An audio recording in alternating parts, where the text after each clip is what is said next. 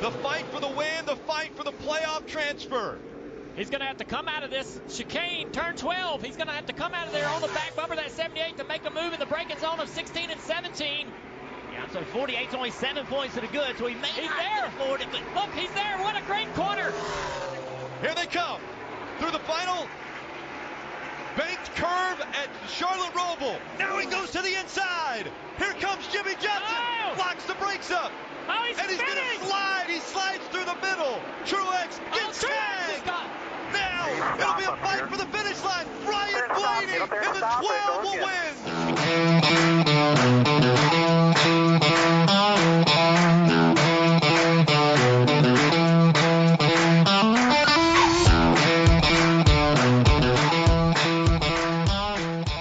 Welcome back, everybody. This is episode 4 of Dirty Air, your number one podcast for all DFS gambling-related NASCAR talk.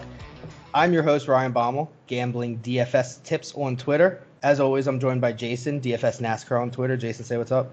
Hey, what's up, guys? And as always, also Brandon Cruz, DFS on Twitter. Say hi, Brandon.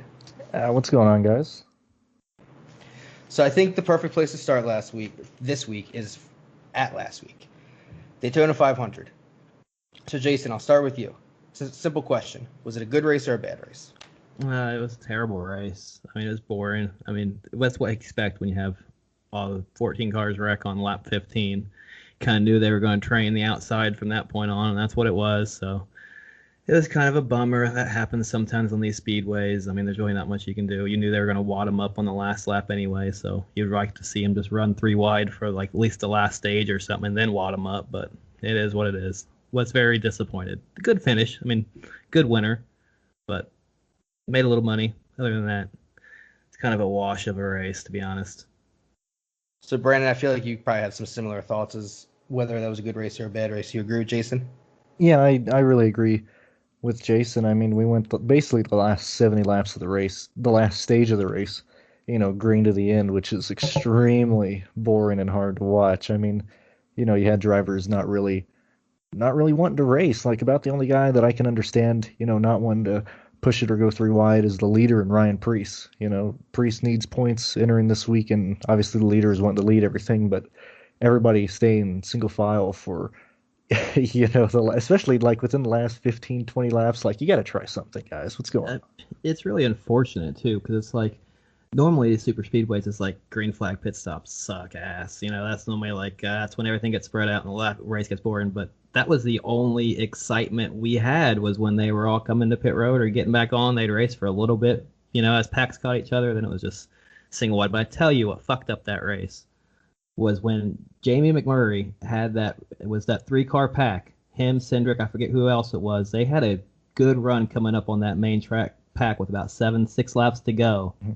And right when they got there, Hamlin and McDowell all just jumped down in front of him and just totally killed the momentum in the line. They got to let them guys get up in that pack a little bit and drop in behind them. I know they want to lead the pack, but they didn't have the momentum, and McMurray didn't have you can tell McMurray lifted instead of if Stenhouse was pulling that pack. Stenhouse is taking it 3 wide and leaving those guys in the middle, So that was, I think that right there decided that, okay, we're going to see single file finish here. Yeah, and you saw, Denny Hamlin was really the only guy trying to do something on the bottom, and nobody would go with him. Like, I don't understand that at all. Like, if you're running 14th and you see Hamlin duck to the bottom, I don't care if you're in front of him or behind. I'm going to follow him. Yeah. Like, you got to do something. Yeah, but like when those cars get lined up like that, it's hard to make progress unless you, like you said, you have a bunch of guys to help. But everybody just wanted to wait to the last lap, like you see on here, and then chaos ensues. Do you think that? Oh, go ahead. I'll say, do you think the strategy changes based on the driver and what they're looking for in terms of points? So, like, I think it was Harvick. Somebody tried to make a move early. It didn't work. He got caught in the middle, and I think it was Harvick who dropped back 10, 15 spots, something like that. Is a guy like him or Hamlin more likely to make a move because it's like, in the end, to get into the playoffs, points aren't as necessary to them as it might be to some other drivers? Are other drivers more likely to kind of drive in the pack and try and make a late move because they know if they make it too early, especially as, super speedway, you could lose 10 spots just like that, or is that not how drivers think?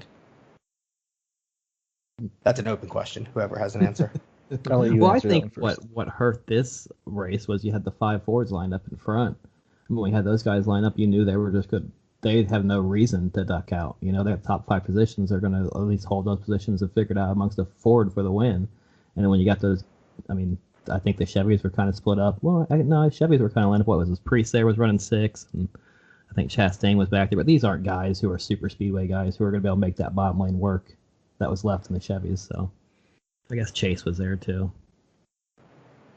Yeah, like, I mean, I just scrolled to the end to look at the guys in line. I mean, with 2 to go, you had Logano and Harvick out in front. Then you had Brad, who was purposely trying to get a gap to, get to the lead and get to the front. You had McDowell behind him. So those guys, I understand. They're riding where they are. But you have Austin Dillon, you have Chase Elliott, Kyle Busch, Kyle Larson, and then Hamlin stuck, right behind Larson, trying to push him or get him momentum to do something. And you have Ross Chastain. I mean, what are these guys doing? Like Chastain, this is the closest you're ever going to be to the 500. Hey, Austin, you got to try something. I mean, like, Chase, what do you do? Like, these guys, why? I know they're trying to get that run off of turn 4 and off of turn 2, but like with 3 to go or something, if you just throw it to the inside, entering turn 1, you're gonna have people following you. I don't understand why these guys just pussyfoot around and let this race just walk away. I mean, Bubba was there trying to help Hamlin out. He got into that line to, help push Hamlin, and I mean that never materialized either. So, and I guess the second part of that in terms of the strategy question is, so in a race like this, where we're talking about where you have the Fords up front, is it more likely that you've got the other manufacturers that are just like, screw it, we've got to work together because otherwise, so if you've got, let's say, I don't know how it was, but if you've got two Toyotas, 2 Chevys, and two Toyotas, at some point, are all 6 of them just going to be like, you know what, we've got to catch the Fords and we've got to just drop down and then we can race on the last lap? Is that a strategy, or is it, I mean, mainly like, hey, I'm going to drop to the bottom, I'm hoping somebody follows me? That's, not necessarily my manufacturer. I think it's more like a new lane opens up and they're going to get in the line that has the best chance to move forward. I mean, if the Chevys drop and you're Kyle sitting there between them, I mean, you can sit there and try to soak up to the back of the Fords, or you're going to drop down. If you think the bottom line is going to get the momentum, then you go that way. I mean, I think at that point when you're Toyota, you're going with. I mean, so right, it's not it's not communication. It's you're basically making that move, and you're hoping if you're a Chevy in front, Kyle Busch is going to follow you down, and then the Chevys come behind you too. It's not like a communication thing of like, okay, we're going to do this. I don't know if the Chevys will be contacting Kyle to see if they're dropping down with them, but obviously they weren't making any plans because they didn't do anything. I'll say it sounded like they were contentious, riding around in the middle until last lap. But as you talked about it, the Fords were up front, and as we all thought, the Ford that won it was Michael McDowell. Jason, good winner or bad winner for the sport? We always hear that question. I mean, I think it's a good winner. I mean, who doesn't like seeing a first-time winner at the Daytona 500? It's a fun story. I mean, is he going to draw eyeballs to the sport? No, but I like it as a fan. Do you know anybody that predicted that there was going to be a first-time winner at the Daytona 500 this year? I think I did. Oh, right. I was thinking, and I'm sure when you predicted that, McDowell was, at the top of your list, right? I thought it'd be Bubba, but I'll take how. There's probably not going to be a lot of great predictions through the year, so I'll take a win. It's the golf thing. The ball ended up in the middle of the fairway. Doesn't matter how it got there. That's right. Brandon, good, bad race. I mean, good or bad that McDowell won. I don't think it's good or bad for the sport. I mean, I think it'll be a story we look back on in quite a few years, and then think it's cute. That like Derek Cope, like Derek Cope. I mean, Derek Cope kind of more 500 like championship. a lot of people are comparing Cope to that. People are comparing Trevor Bayne to that, but people aren't focusing on the fact. I mean, Michael McDowell crashed the field. Like, he ran through. He pulled. His win is closer to Austin Dillon's win than it is to Trevor Bayne's win, or than it is to Derek Cope. I mean, nobody's really talking about how he just shoved the Penske cars literally out of the way. I mean, I see a lot of people talking about it. Maybe on Twitter, but I mean, certainly the mainstream, they didn't want to talk about that at all. And Brad was about the only guy who said anything close to, I kind of got ran over, and he didn't even say that. He just said, I can't control other people's cars. But, and this isn't an insult to McDowell, but I found it entertaining that they let he's literally a goofy goober. Like, and I'm not insulting the man, but McDowell is just a goober to me. Like, he's a dope, and he just won the biggest race in the sport. I mean, that's kind of a joke. I don't think McDowell ran through him on purpose, though, right? I mean, it was you can't. His contact definitely caused that wreck, but I don't think it was like McDowell's like, well, shit, I'm just going to drive through him and wreck him. That was my whole thing. Is that everyone on Twitter was acting like he drove through the back of him and just, it's like his contact caused the crash, but he wasn't like, I'm going to get rid of these two cars to win the race. That wasn't his thought, at least from a casual fan point of view. No, that wasn't. And I mean, Austin Dillon didn't mean to do that with right. Eric Almirola. I mean, McDowell got a huge push from Elliott, and he was going to push Brad. And then, I mean, Logano blocks just horribly late and blocks a huge run.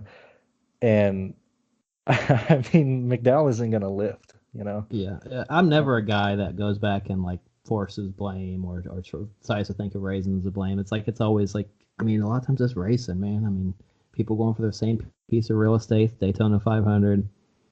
I mean, that's how shit unfolds sometimes, unfortunately. So I guess the next question, we talked about this a little bit off air. Has the Daytona 500 lost the luster that it's had? And if so, why? Because the question that I had raised originally was, do we think Kyle Busch is going to keep driving until he wins the 500? And the answer that I was given was no, because it doesn't have what it used to have. I mean, I would assume Kyle Busch is probably the best driver to never win the 500. Obviously up there with guys like Tony Stewart, the Labonte brothers, maybe Mark Martin. But it's like, has it lost its luster since those guys were doing it, Jason? I don't think it's lost its luster. I mean, I think these guys still want to win the 500 every bit as much as the previous generations. I mean, it may not be as impactful, like, across the nation as it once used to be. But I mean, I think you see the way these guys race when the laps tick off at this 500, and how these guys are willing to throw these blocks that they know could put them in the hospital to try to win a race. I mean, they definitely want to win, and it's a big deal. So I mean, I don't think it's lost its luster through the NASCAR garage now.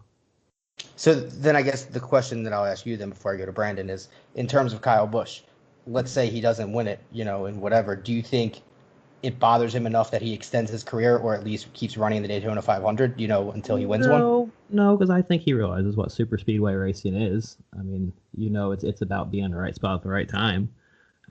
So I don't think it's something that he's going to be out there racing until he's 50 just to try to win a 500, because he's probably going to win some more championships and he's going to have plenty of wins under his belt. So I don't think it'll be a blemish at all.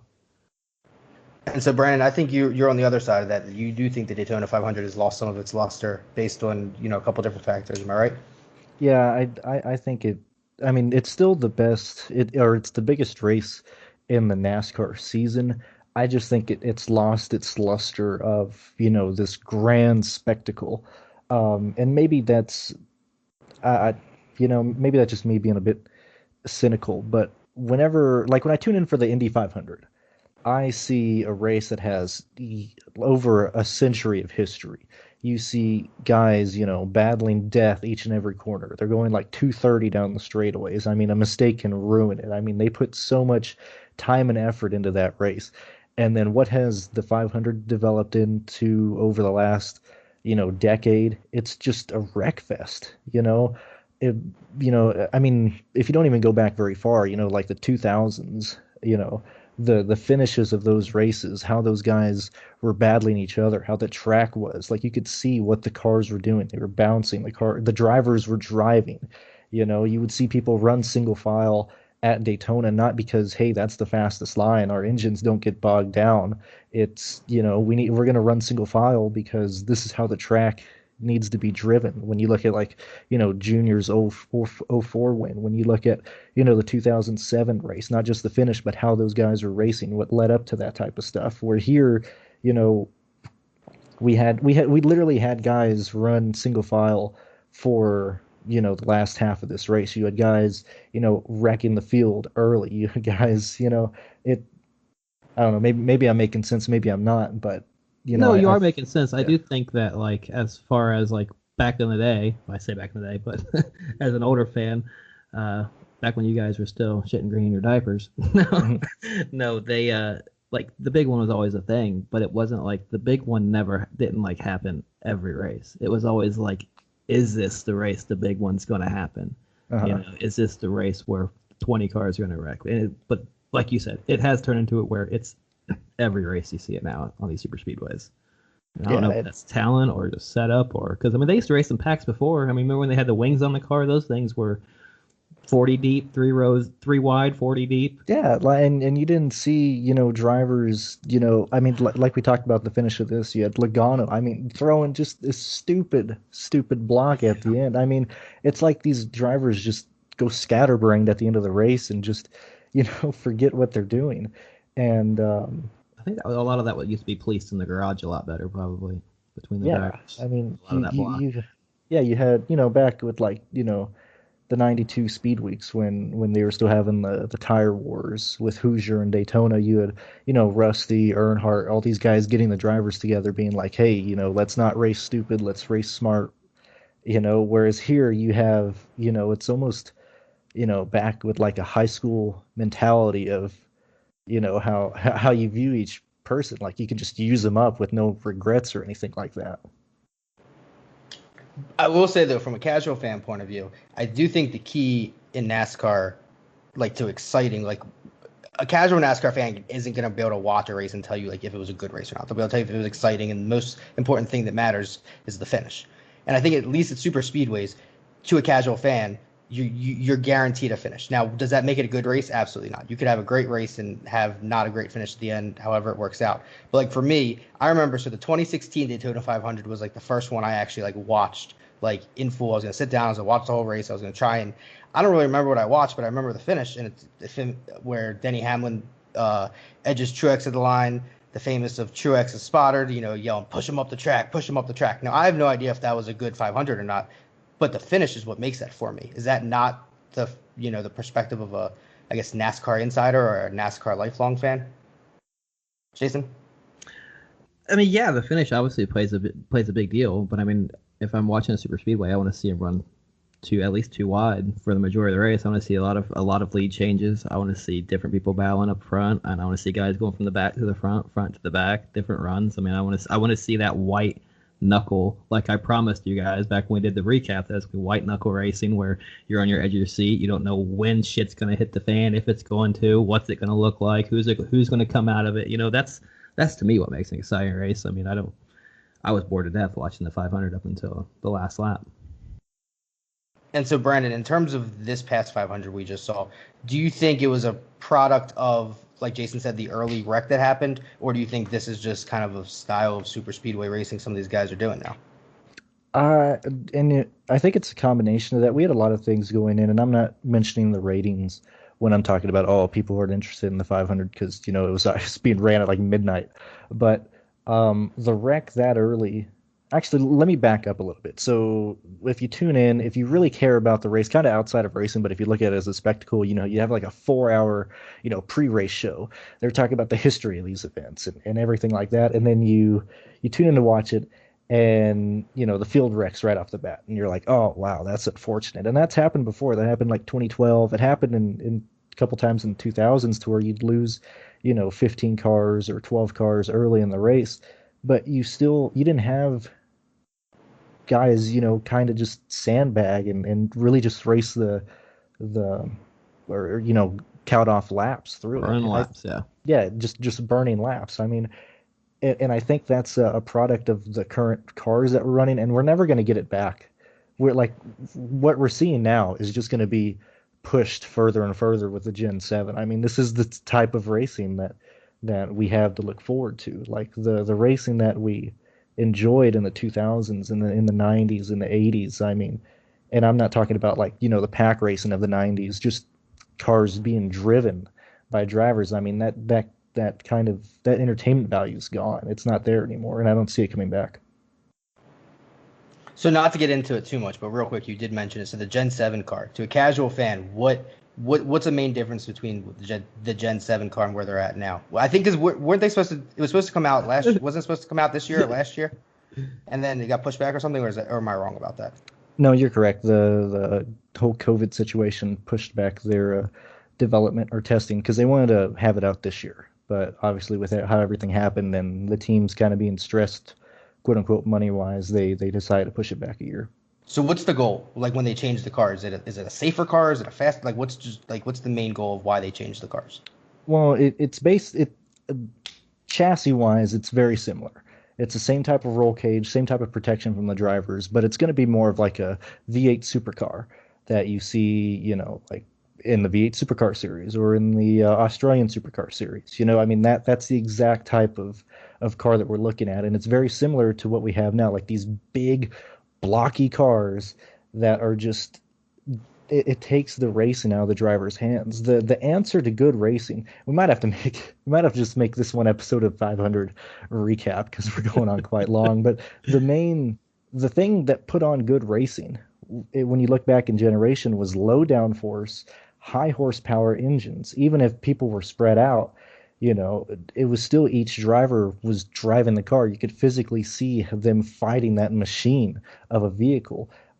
If they're getting down with the horsepower, if they're adding downforce, I mean, that's just taking away the quote unquote driving aspect of the vehicle.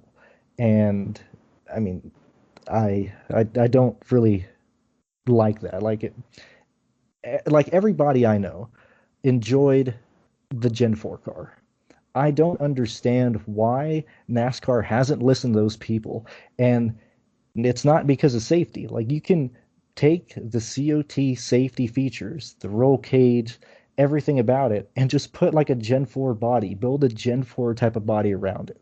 But they don't want to do that. And so we're going to get this type of racing. And the aero push at the 1.5 miles, I mean, thank God we're running the low downforce race at the road courses this year, or the low downforce package at the road courses this year. That at least makes it helpful. But anytime you see the high downforce package, I mean, it's a disaster. This episode is brought to you by Prize Picks. Tired of losing in fantasy sports? Times are changing. Now it's just you versus the numbers. Prize Picks is the perfect place for you, whether you are the biggest sports fan around or you're a seasoned vet in the daily fantasy space. On Prize Picks, you simply select 2 to 5 players and predict if they will go over or under their fantasy projection. Think Denny Hamlin is going to win the big race? Take his over and win real cash today. Prize Picks gives you the chance to win 10 times your money for getting 4 predictions correct. Entries are so simple, they can be made in less than 60 seconds. Sign up today at prizepicks.com or on the Prize Picks app and use code DIRTYAIR, that's Dirty Air, DIRTYAIR, to get a 100% match on your first deposit up to $100. Prize Picks truly is daily fantasy simplified. So you mentioned it. We'll get to this week as we, take the long-awaited travel trip from Daytona International Speedway to Daytona International Speedway. And we do the road course, so we've gone back and forth. Raced the road course once this year. This the O'Reilly Auto Parts 253, 70 laps, 16 stage 1, 18 stage 2, 36 in stage 3. Chase Elliott is on the pole. Jason, your initial thoughts? Chase Elliott's on the pole. I mean, if we look at Chase Elliott, he is obviously a very dominant road course racer. Last time he started on the pole, he led for, I think, 80 laps. They obviously isn't 80 laps that was at Watkins Glen. They're obviously 80 laps here. He scored 36.5 Dom points. I know Brandon really loves to refer to those. So that's a big number. He puts up, pretty good dominator points at all these tracks, all of his wins. I think it's 36, 23, 17, 14. Scores very well starting from the pole. He's going to be a very popular pick, and he should be. He should definitely probably in contention to win this race. I think he would at least going to lead the first stage. I imagine he's going to try to stay out and win that stage if he's leading, and then he's probably going to be off cycle and probably not going to see him too much in the second stage, but I'm sure he'll be back there for the third stage. At least that's the way I see the race going, but I think Chase Elliott's going to be a guy you're probably going to be locking in most of your lineups. So Brandon, in terms of the strategy for this week, how do you play a road course, and then specifically this week? I know we talked about a little bit about it a couple weeks ago, but in terms of what kind of DK points are you chasing? Are you chasing those Dom points that we love to refer to? Are you chasing the place differential points? And then how do you build a lineup with, separating, 2 Doms, 3 Doms, 1 Dom, all that kind of stuff? How do you build a lineup and what's your strategy? Well, obviously we don't have salaries right now, but looking at 17.5 laps led points and 31.5 fast lap points, it's very uh, small margins in terms of what your dominator can get. Like even if it's not going to happen where somebody gets all of those points, and so I would maybe look at maybe one dominator and really chasing place differential. Chase Elliott should be very chalky. I mean, all around, most of the sports books are having him like 2-1 odds to win this. I mean, the favorite left and right. And I am really looking at the Clash race because, it was in this package. Obviously, it was at night, this will be during the daytime, but a lot of the things that these teams learn in that race is really going to help. And looking at the lap data, which you can find at racewithprice.com, Chase Elliott, yeah, sure. I mean, he was leading, he was second coming, or he finished second.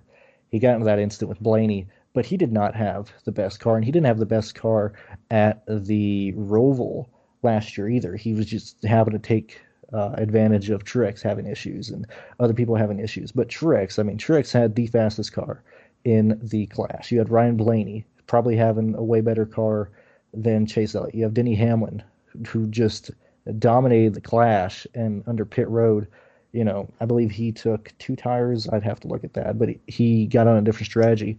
On the last 5 laps, he started 11th and finished 6th. And so, I mean, if you want to look at it, Elliott, he didn't have the best car. Elliott, while he might be the public's favorite in a way, and while I assume he'll probably be the highest owned on DraftKings and the most expensive on DraftKings, I don't see him having the best car. I mean, there's a good chance he wins it, but I would much rather look at Truex, Blaney, Hamlin entering this week with the guys that we saw in the Clash. And now I know last time we were here, they had the issues of the way they were racing, cutting the corners, dirt, everything all of a sudden turned into a dirt track. So now they've added some extra cement. They put a couple of those turtles there. Brandon, does that affect the way you're looking at certain drivers, or is it just like hey, if my driver goes over it, instead of him getting dirt on his car is going to bottom out? Is there a strategy behind which drivers, or is it just like I hope my driver's not the one that cuts that corner and hits it? I mean, if you want to look at an example with the turtles, I mean, Logano hit the turtles in the front straightaway chicane in the Clash, and it really messed up his downforce because he bent the splitter on the right front, I believe. I don't understand why the NASCAR guys get so much, they get coddled. They're like kids in elementary school. You do everything to make sure they're satisfied. They did the same thing at Sonoma when they returned to running the old configuration at Sonoma. They ended up cutting a corner, and then all the NASCAR guys are like, "Oh, we got to put concrete there." Like, am I wrong in saying that this is the racetrack? Like, where the tarmac is, where the asphalt is, that's the track that you're supposed to be on. Like, you don't hear guys being like, they need to move that wall 4 feet. I keep hitting that wall. I don't understand it. But like, God forbid these guys don't know how to. And like, this wasn't an issue last time they raced at the road course. It's just because these guys were purposely, straightening out the bus stop. They cut the corner. Like, if anything, they should have kept it the way it was, because like, you guys shouldn't be cutting the corner. Like, and now you've made it worse, because if you hit those turtles, you're going to destroy your car even more. And if you hit the turtles and then go over into the grass, you're just going to dig the splitter into the grass. So congratulations, drivers. You have just really fucked yourselves up even more, because it's even a more dangerous corner now than it was. Are there certain drivers that's like their like driving technique, or is that not a thing? Like, there are certain guys that cut the corner more, or is it just kind of, it depends on where you are on the track and how you're coming into the corner? Well, it's not necessarily driver based. It's the fastest line through the racetrack. Like, it's where the apex is in that corner. Like, you're wanting to carry as much speed in there because you're having to turn left and then right really quick. You don't want to have to turn fully right, then go straight, then turn left. If you can go through the bus stop as straight as you can, you carry more speed through that, and that in turn means, getting as close to the edge as possible. Now, we've been racing at this track for, 187,000 years, and you don't see this issue with the go-kart guys. You don't see this issue with the Daytona prototypes. You don't see this issue with any of the local races that happen there throughout the year. But as soon as these guys start, complaining that, my 3,500-pound stock car just doesn't take this corner like it should, we need to extend this runoff strip, I don't get it. So, Jason, we talked about Chase Elliott. What are some other guys that you expect to be higher owned based on starting position and road course history? And tell us if you think they're going to be good chalk or bad chalk. I mean, obviously Chase Elliott, Martin Truex is probably. It depends on where pricing starts out. You know, if you can fit both those guys in, I think a lot of people are going to start that with that route. Considering how well Martin Truex is always at these road course races, how well he ran at the Clash. Everybody sees he had the dominant car, so I imagine those guys are going to soak up a lot of the ownership. And I can't say they're bad chalk. I mean, the only way they're bad chalk is if something crazy happens. You know, the only thing I would say about Chase, obviously, starting first. You know, if he does have some trouble, engine trouble, gets into something stupid happens to him, you know, that's probably a 70% owned guy who's going to get massive negative points. So I can see the angle to want to fade Chase there. But just other guys like Ryan Blaney, I'm hoping he's priced around these two because I think you're going to get him at a steal for ownership for his position differential that he offers. He's shaping up to be, in my opinion, one of the best players on the slate, starting from 28th. A lot of good finishes on this track. Definitely has top 5 upside. Even's got dominator potential. We saw him in the Clash. So he's one guy who I'll be focused on, hoping DraftKings doesn't totally miss on his pricing and price him like mid-8s and make him chalk. So, and Brandon, you kind of mentioned that, you know, you were looking for some other options outside of Chase Elliott. You mentioned Truex, so I think maybe potentially starting your lineup there. Who's the other guy you're looking to pair with Truex? Is it a Blaney, maybe a Denny Hamlin? Who else from the top? Obviously, we don't have prices, but we can kind of predict, you know, the general ranges they'll be in. Mm-hmm. I have 2 guys that I'm really going to be focusing on this week. There's a good chance that Hamlin does the exact same thing that I thought he would do in the Class, which is lead the first lap. He's going to be, what is he? He's starting 1, 2, 3, 4. He's starting 4th. I mean, granted, he's on the outside lane, not great, not the best situation, but we saw him in the Clash be very aggressive on the first lap, take the lead away, ended up leading lap 1. I think Hamlin starts the race with a better car than Chase Elliott, so you could argue that there's a good chance that Hamlin will be the early lap leader. I really like Kyle Busch. He showed that he can get through. That he was able to get through the field. I'm not necessarily counting his win at the Clash as a reason why I like him. I just liked how he was able to get through the field, and you know he basically had practice for this race, and so he should have a setup that he loves going into this and start 16th. I think he can outscore Elliott and possibly get within DK points of Denny Hamlin if Hamlin happens to be a lap leader for a good portion of the race. And so, Jason, is that something you take into account, the way the car was towards the end of the race? So somebody like Kyle Busch, where towards the beginning of the race he was saying it wasn't great, they were trying to get some adjustments, and then by the end of the race kind of got it figured out and he was happy with his car. Is that something that, because we were basically racing the same package at the same course, even though it's daytime versus nighttime, are you looking towards the end of the race and how they like the car at the end of the race, or is that not really a strategy of yours? Yeah, I mean, obviously you want to see how they finish the race, especially with someone like Kyle, who you know struggled last year with no practice. So it's nice for him to get that seat time, and they were able to make some adjustments made so that they should be pretty close to where they want to be come the start of the race. So yeah, it's definitely something that you want to look at. And Brandon, what are some lower owned guys maybe, you know, that we can project that'll be priced down, you know, in the field that are generally good road course drivers or guys that you're looking to target this week based on where they're starting? Let me just tag on some stuff about Kyle Busch, and then I'll talk about like Cole Custer and guys like that I think fit in there. Like when I look at Kyle Busch's laps in the Clash, obviously he started 16th. He was up to 9th on lap 1. Right before the first yellow on lap 9, he was up to 7th, so he went from 16th to 7th in the little first run.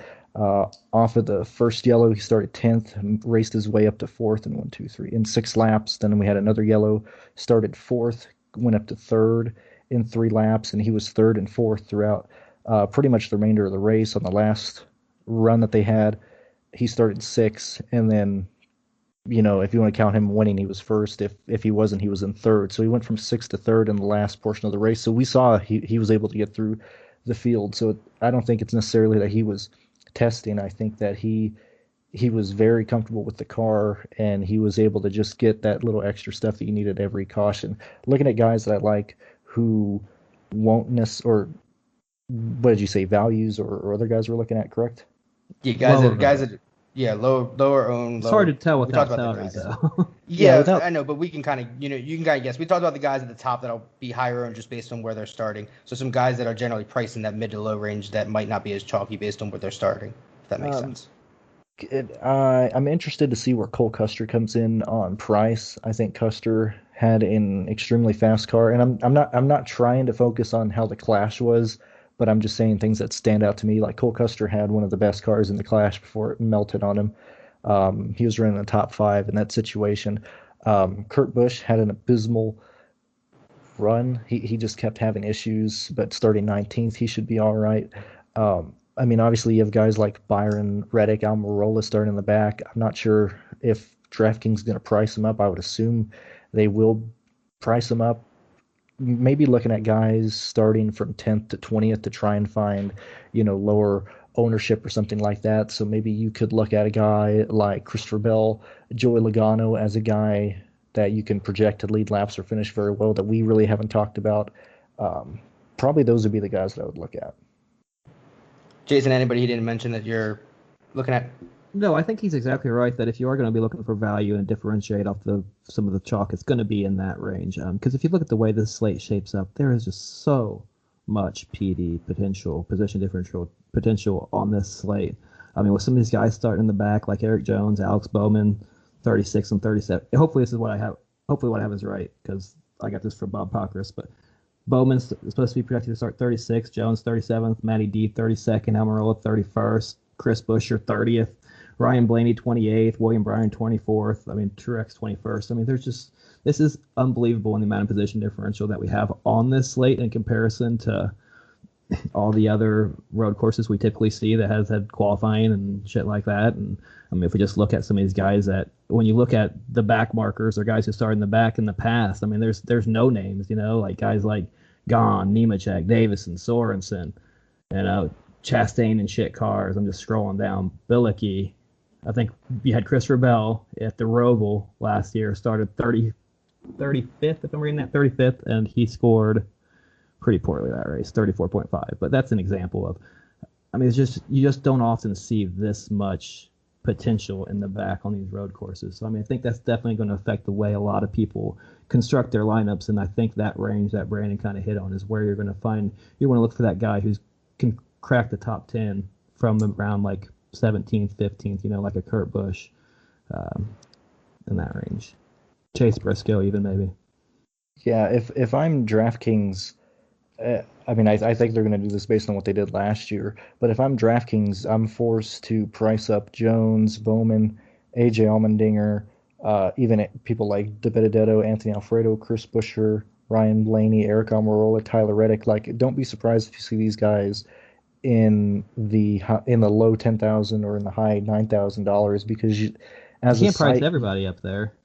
Well, that's why you would price people like Kyle Larson, Ross Chastain, Wallace, Logano. Like Logano, I would see Logano being like 9,500 this week to offset. Like you have to make it to where not every lineup can have Ryan Newman, De Benedetto, Alfredo, Buescher as like a chalk. Like you have to price it to where you can only really take like two of these main guys in the back. Otherwise, they can easily outscore people starting up front with only 70 laps. And so that's why I'm really looking at Logano, trying to guess where Logano's price goes, because I think he can outscore the guys in the back based on place differential, and he should be cheaper than them because he's starting 11th and he doesn't offer, that instant, 15 place differential points. Yeah, I want to tell you something that I did this week. For my prep, I went and, I took the past finishes for road courses, and I went and I had it and figured DK points. Somebody thinks it's a stupid idea. I figured out DK points based on that finish for where they're starting this week. So now, I have a heat map of the last 5 road course races with the points they would have scored in comparison to where they're starting this week. Mm-hmm. So somebody like Logano kind of streams out to me as a GPP play, like you mentioned, because in those past races, starting 11th, if he finished where he finished in those races, start 11th. Like I said, there's no dominator points here. It's just all position, just to gauge, right? He would have scored 37, 51, 7, 7, and 35. So 51 shows you he's got that upside of scoring pretty well, and he's going to have that low ownership. So that's kind of a way to key in on maybe a GPP play, low ownership guy. So. And I think it's a good idea the way you did it, especially I think at road courses, because road courses, because road courses are in terms of, I think it impacts the drivers much. I mean, I think it's, the road courses are in terms of the driver. It's the driver skill matters more, I think, at a road course. Is that true, Brandon, or is that kind of just a casual fan perspective? Normally I'd answer yes, but based on how many good drivers made really bad mistakes at the Clash, I think that almost might kind of wash. I mean, these guys don't have practice, and I mean the Clash we saw Tyler Reddick being very aggressive entering turn one. Kurt Busch made two big mistakes. You had Martin Truex forget that there was even a chicane on the front straightaway, and so like it. I almost have to not look at how well I think a guy can do based on his skill and just how well I think he can do in this race. So I'm not really going to look at track history or recent road course history. Like, obviously I am, but I'm not going to like carry it like at a high regard. Hopefully that makes sense there. All right, so we're going to get to the first game that I have for this week. It's a game we're going to play at every single road course this year. It's very simple. It's very self-explanatory. The game is called Chase versus the Field. So, Jason, would you like Chase or would you like the Field? For the W? Yes. I'll go the Field. It's racing. Brandon, would you like Chase or the Field? No, I'll go with the Field. All right, and I'll take Chase. Even though I'm not thinking about playing him. Jesus. It is. Well, but when you look, prime or something, Jesus. But when you look at Chase Elliott's finishes at road courses, it almost is. And there's a reason he's 2-1. There's a reason that he's a much lesser price. It's what Austin Cindric is in the Xfinity Series. Austin Cindric was down usually to almost minus money or kind of something like that. But NASCAR drivers, I don't know any other time of the year, guys, plus less than 4-1, 3.5-1 maybe. Yeah, I think these books, and I think Pierce mentioned it in his preview video this week, but I think the books are focusing on that finish, on his finishes way too much. I mean, as I said earlier, like he lucked his way in to the Roval win. Like he had Truex not have a good pit stop. He had other guys really like have bad races who really dominated earlier. The Daytona Road Course last year.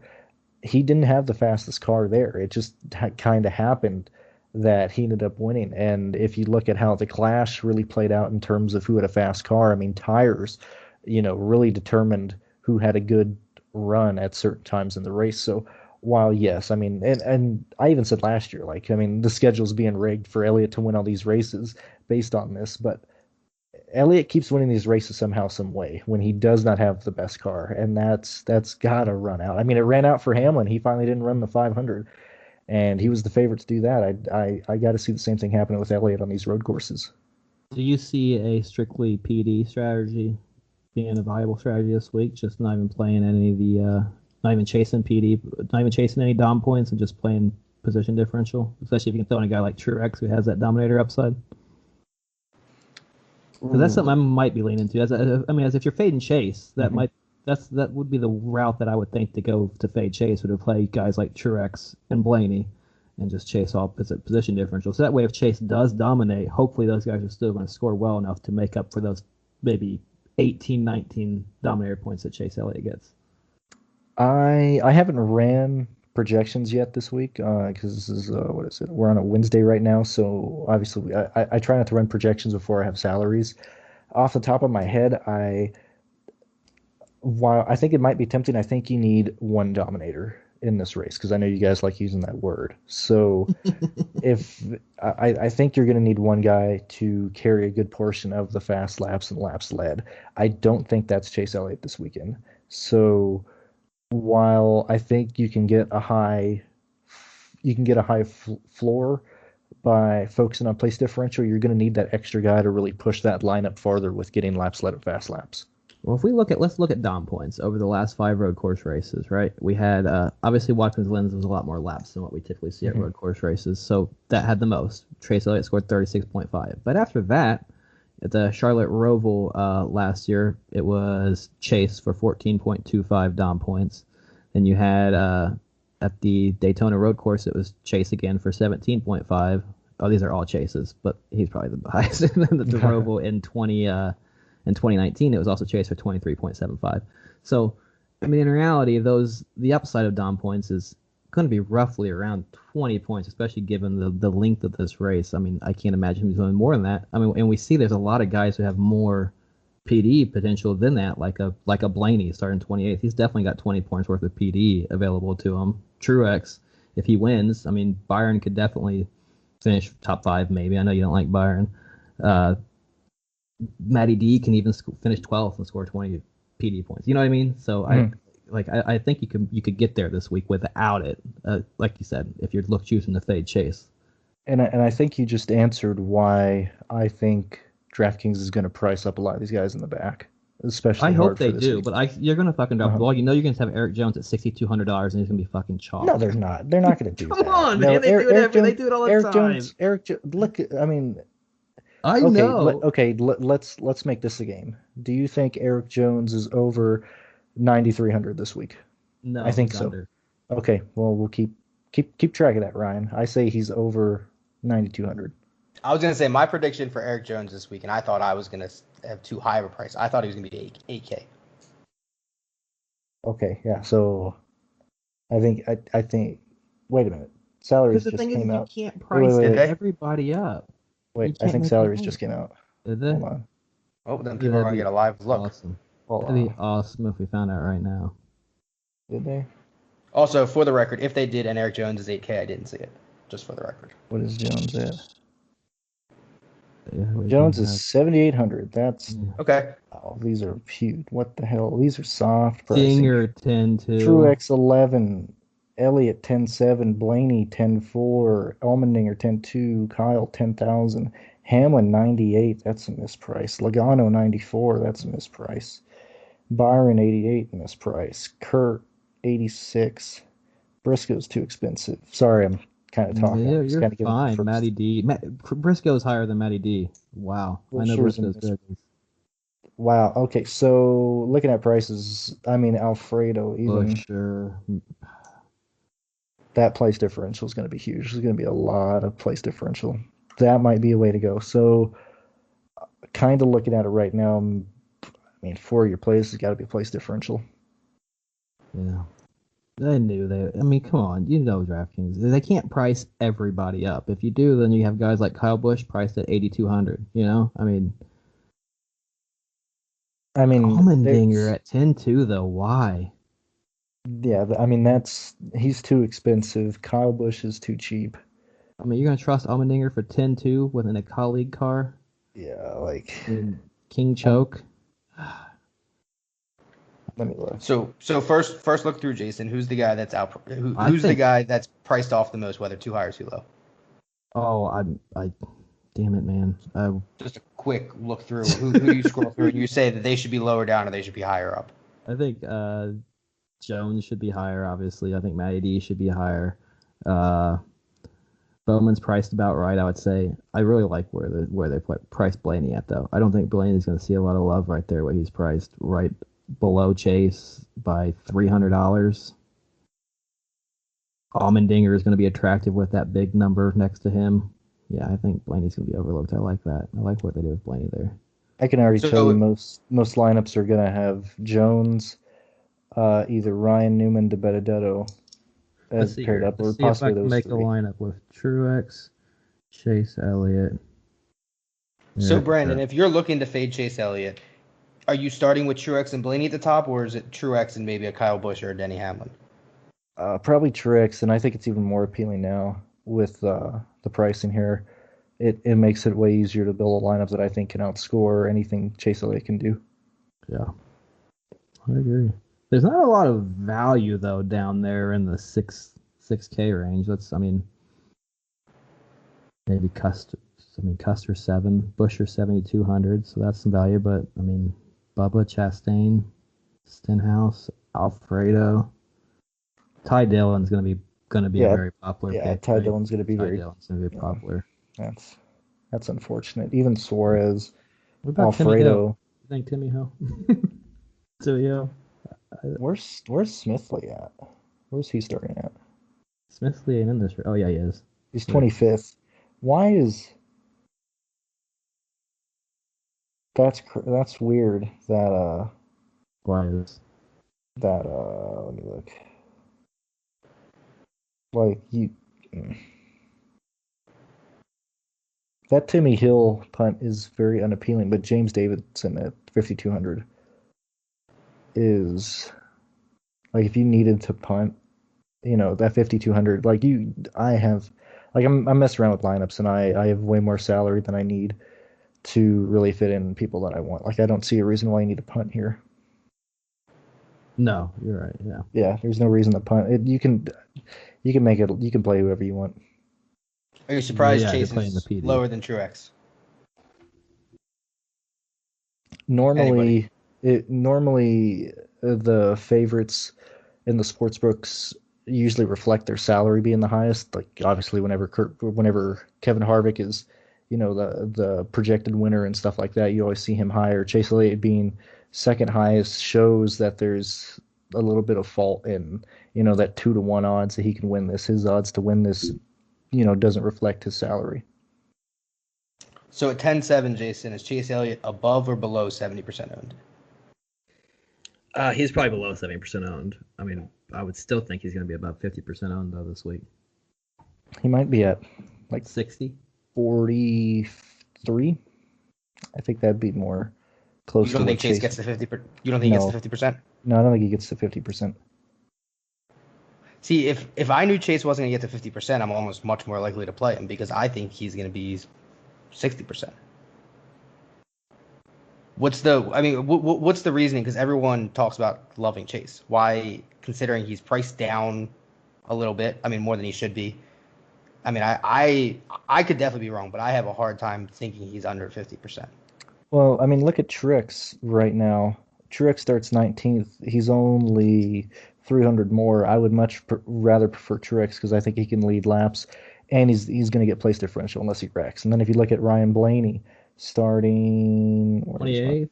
Yeah, Ryan Blaney starting 28th, 10-4. I'd much rather go there. Chase Elliott can easily get outscored by Truex and Blaney alone, not even mentioning people like Hamlin, people like Logano, people like Harvick. I don't see a reason to play Chase here. I wasn't high on Chase to begin with, but seeing his price now and seeing the laps she could make, I don't see why you would even bother with Elliott. So you think that a casual whatever playing NASCAR DFS is going to click on Truex before they click on Elliott because of place differential, or do you think that they're going to click on Chase Elliott because Chase Elliott at a road course is the narrative? Cole always gets a bump. Yeah, but I don't know. That's a good question. We got to see what people think throughout the week here, but I think Chase Elliott, at least from people who are really like DFS touts and stuff, I think you're going to see a lot more of them go to Truex and Blaney and people like Kyle Busch and Hamlin over Chase. All right, so Brandon, you said 43. Jason, give me a percentage. Give me a guess. I'm going to say 52.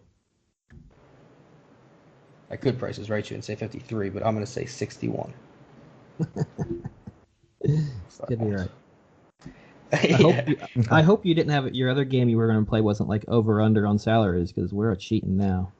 No, that was a game that we were going to do, and then I realized, almost like what you said, we've had this conversation last year, is like you think the salary's going to end up one way because you know how races work and you watch them and everything, and then DraftKings just does whatever. DraftKings just basically picks names out of a hat, some salaries, crosses some lines and hope things work out. That's kind of, I mean, maybe later in the season it gets a little better, but there's always one or two guys that are way overpriced or way underpriced. Well, I mean, look at the clash. Eric Jones started 15th, and you can argue that some guys weren't trying or whatnot, or not 15th. Eric Jones started 9th. At the end of the first run, he held his ground. He was 9th. On the next restart, he started 6th. Fell back to 19th. I think he ran off course or did something there. Finished the next run 14th. Started The third run, lap 19, coming off of restart, started ninth. In 4 laps, he was up to seventh. They had a yellow on lap 25. He started 12th, made his way up to 10th. And then on the last run, he started 10th and raced his way up to ninth. And so if you look at his recent finishes at road courses, I'm looking at Daytona, the Roval, Watkins Glen, Sonoma. I mean, Eric Jones, 11th, 3rd, 40th, 30th, 4th, 5th, 8th, and 7th. Even if that's in Joe Gibbs equipment, I mean, Bubba still, he wasn't exactly horrible. Like, this isn't like, just a bottom tier car. Jones at starting 37th, $7,800. I mean, that is a huge misprice, and I think we're going to see tons of ownership going to him. Same thing with Alex Bowman. I was looking at, like, why is Alex Bowman 9,000 and Eric Jones 78,000 when they're virtually the same guy in my eyes? I mean, that is just ridiculous. It's things like that I don't. Yeah, I mean, even if you're downgrading Jones for his equipment, like, how much are you going to downgrade him? Are you going to downgrade him 10 positions? I mean, if you downgrade him 10 positions, those results you still gave are scoring 40 points, 50 points. I mean, still pretty good. I mean, it's just, what do you do? So, Jason, for somebody who builds one lineup, who's the first guy they should click? Is it Martin Truex or is it somebody else? One lineup, yeah, I would say Martin Truex or Ryan Blaney. I'm gonna stay with my Ryan Blaney horse. Ryan Blaney. So you realistically you're okay starting your lineup not touching Truex or Chase, starting with Blaney and building down from there. Yeah, I definitely see it that way. What you can fit in. I mean, I was, like you said, if you know he's gonna be so high owned, potential for negative points. Obviously, if something goes wrong, he's gonna just crush a shit ton of lineups, and then you don't need him. I mean, we went over dom points on how they play out. We know there's guys that have PD that are potential higher than those dom points. I mean, it makes sense to me as your easiest path to putting up some big scores is chasing that PD this week. It should be interesting to see how it plays out, because not everybody's gonna perform like they should. We haven't really seen this kind of a stack of the back on road courses. So it'll be interesting to see how they get up, make their way through the front. But there's plenty of race, plenty of pit stop strategy. I think these guys definitely top 20s are going to be good scores for them. So. And then real quick, before we finish things up, in terms of strategy, so I think a lot of people, I think this is good to go over because I've gotten this question a couple times. So if you're fading Chase Elliott, just because he leads the majority of the laps in stage one doesn't make it, a good or bad fade at that point. So Jason, you talked about it earlier, where you could see the race playing out where maybe he leads a bunch in the first stage, second stage kind of gets shuffled back, and then maybe something happens where he doesn't make his way back to the front. So is that a strategy that you use of, like, okay, I'm going to build this game strategy out if I'm fading Chase Elliott? If he's leading, laps 1 through whatever, then I'm trying to build the race how I can see who could potentially lead those laps in the second stage. Is that something how you're building it, or is it, like just basic game theory and just whatever happens, happens? Yeah, I mean, I do play out different race flows in my head as I'm constructing my lineups. Like, okay, well, if this guy busts, well, who's the guy that I think is going to pick up the slack on those dom points? But I don't think that's something to really consider here, because there's not really like a ton of dom points available to where that guy who comes in second in dom points is going to make a huge impact on scores. And then, so Brandon, following up on that, maybe not necessarily here, but at generally a lot of the race courses, how would you decide, like, okay, if you're trying to fade somebody that's going to maybe be chalky in the first stage and they're staying out through the first stage, how are you trying to figure out who may come in towards the end of the first stage, lose those stage points at the first stage, but then kind of cycle back to the front? Is that a owner thing? Is that a team thing? Is that a driver thing? How do you kind of try and figure out those? Is it a position thing? What do you look at for that? Well, we're going to see, I mean, really the only guy who's concerned about stage points and staying out is still Ryan Preece, because he's the only open car that still needs owner points to get locked into all these races this year. So Ryan Preece is about the only guy I can really project for them to stay out. I mean, trying to project who's going to stay out for stage points and things like that is almost harder than projecting who's going to do well in the race, because that's really determine on how they're running in the race, where they're at in strategy and things like that. And I mean, that's another frustrating thing is you're gonna have some people pit before the stage end to be able to start the next stage well, and then you're gonna have some guys stay out to get stage points, and they're gonna actually be hurt in terms of DFS because they're going to be put in the back of the field. They're in a long run. They're going to have to go through the field, and they're going to be pretty much playing catch up. So that's just frustrating. Another reason why stages on road courses are a joke. Yeah, that seems like that's just something else to sweat, right? When they're going to pit and all that good stuff. But I think it's like the way I see it is it kind of cycles through, like the guys who typically come in and pit first at the first stage or who choose stage points on the first stage end up pitting early the second stage. It kind of balances out. Like I think one thing you can count is probably whoever is leading that first stage is probably going to try to win the stage. These guys don't have any playoff points yet. They're going to, that means something, especially when you're already out in front and you got a whole stage to make up those positions and you can get back on pit cycle right at the end of stage 2. So I think that's something to look at as well. I remember with Kyle Busch last year too. I think people saw where it's like the crazy could happen. It's like we're not practicing, we're not qualifying. Like you could get lead in the season where it's like, how do I not have a win at this point? I do think that's somewhat in the back of their minds too as well. And Chase did take the stage win in the road course. He stayed out when Hamlin and them pitted and took the lead and here last year in the 2020 race at the road course. So it's definitely in the cards that he could do the same this time. I think one of the Roval races, I can't remember if it was last year or the year before, but Byron, for example, he went for stage wins in the Charlotte Roval race to try and advance to the Final Four or whatever round it was in, I don't remember. And Byron had the best car, and he stayed out for stage points, and him staying out to get stage points in the second stage actually cost him the win, and that's another example of how Elliott got a win, is because Byron was stuck in the back of the field because he went out and got points, even though he had probably the best car, and Elliott wasn't on that same strategy. And so, that's just another thing you got to look at.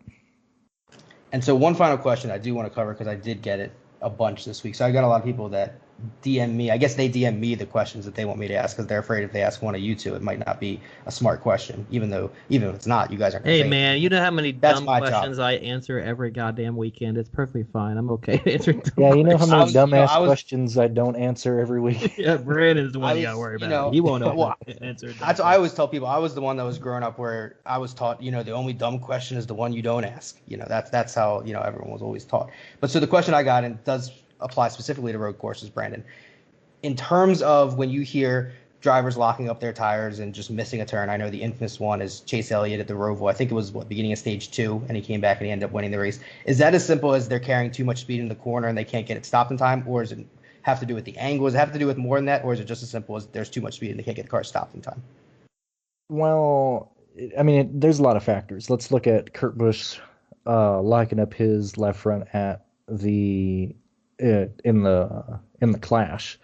You could look at what Larry Mack said of it possibly being a situation of where he took 2 tires, he took 2 right side tires, and the left sides had already had heat cycles through them, so it was a harder tire, and then all 4 of the tires weren't, they weren't at the same temp, so they didn't grip as well, so there was an uneven balance for the car entering the corner.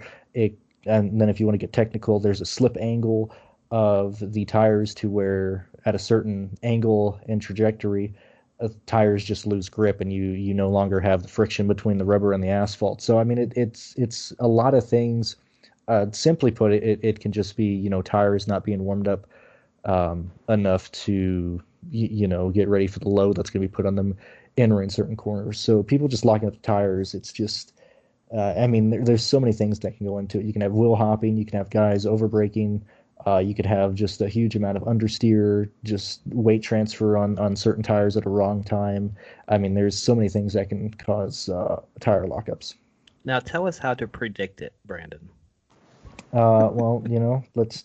I'll just have to make a little formula for that too, and just say "F you" on every single one.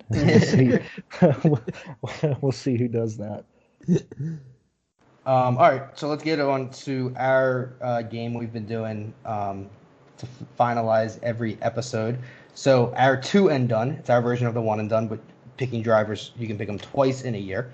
So we recap the Daytona 500. Jason, congratulations, you are in first place.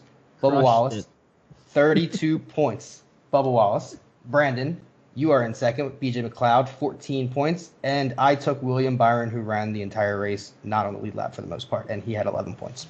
So, Jason, you were first. Your pick this week. Shouldn't it be the other way around? Last person, because you need to try. Oh, you need to try and catch up. Yeah, right? Do we have to pick different guys? We can pick the same guy though, right? No, you can't pick the same guy. I think we said the last. Yeah, one. I was gonna say for the purpose of the show, I would say let's not pick the same guy. Okay, then I was gonna say from my point of view, I'll go last since I'm in the lead. But I want to challenge. I don't want it to be like Mario Kart where I'm in last and all of a sudden I start going fast. Ryan, here you go. We're gonna put it up on a tee for you. Here you go. Pick the driver. Okay, well, I'm not gonna take him. I'm gonna take Ryan. I'm gonna take Ryan Blaney. He's getting cute here. No, you tried to give me a present and I didn't want to take it. So I'm taking the second best present, which is Ryan Blaney. Brandon, since we're going in reverse order, would you like the gold present? Yeah. I'm gonna take Denny Hamlin. Denny Hamlin, huh? All right, I think Chase Elliott. You just said you wanted the field against Chase Elliott earlier. Yeah, and right. Now you're like, you gotta go. Oh, you guys let me pick the field? Okay, I picked the field. I'll pick the field. See, Brandon, thank you. The field. I set a trap and Jason walked right into it. So thank you. He chose the field and now he chose Chase Elliott. So now he has the entire I field. didn't know the field was an option. No. All right. So that's what we're at this week. Jason has Chase. I'm going Blaney. Brandon is going Denny Hamlin. Jason, any final thoughts on this race before we finish things off? I guess my final thoughts would be, as you're building those lineups this weekend, you know there's going to be a ton of chalk. You got to pick those spots. I don't think you're going to want to go crazy and have to go wild, buck-ass wild on your GPP builds, but you're definitely going to have to pick a couple spots in your lineup that's going to be different. Look to those guys like Kurt Busch, even Eric Almirola right now. He's priced around some of these guys that he's going to be overlooked, and he's starting 31st. He's going to have some potential. He's a guy who's going to have PD and probably very low ownership. So you want to try to find those guys. Look for my article this week as I digest these prices a little bit more. I'll be able to give you guys those plays. That's free, NASCARDFS.com, and check it out for Truck Series, Xfinity Series, all that good stuff. Brandon, your final thoughts? I'm looking at probably playing chalky lineups and trying to pivot probably at one location. Guys that I like right now, just looking at them, people like Joe Logano, Keselowski, people like Kurt Busch, even someone like Tyler Reddick.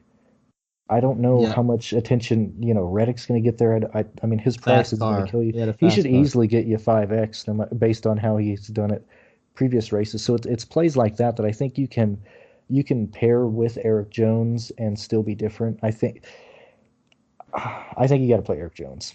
I really do. I know it sucks. It always burns you. It always burns us. Because it always looks so dumb afterwards. Like, you idiot! You played 60% Eric Jones. What the fuck did you think was gonna happen? And then, but what do? He started in 37th priced. I mean, he's a free square.